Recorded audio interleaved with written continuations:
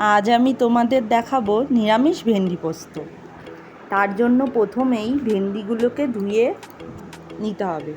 তার মধ্যে পরিমাণ মতো হলুদ গুঁড়ো, বেসন, লঙ্কার গুঁড়ো, স্বাদ মতো নুন, সামান্য জল দিয়ে ভেন্ডিগুলোকে মেখে নিতে হবে।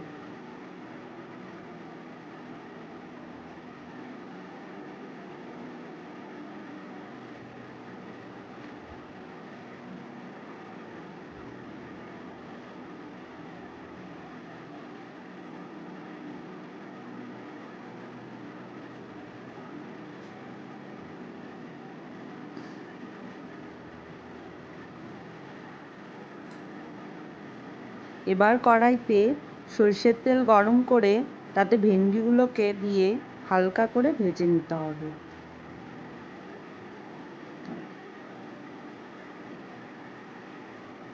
ভাজা হয়ে গেলে তারপর ওই তেলেই কালো জিরে ফোড়ন দিয়ে তাতে টমেটো আর কাঁচা লঙ্কা কুচি দিতে হবে।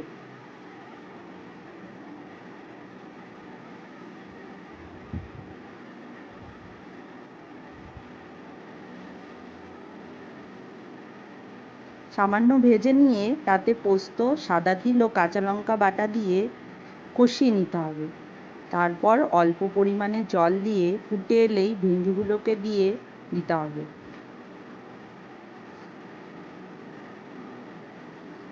এরপর স্বাদ মতো চিনি দিয়ে নাড়িয়ে অবশেষে ধনিয়া পাতা দিয়ে নামিয়ে নিলেই রেডি নিরামিষ ভেন্ডি পোস্ত।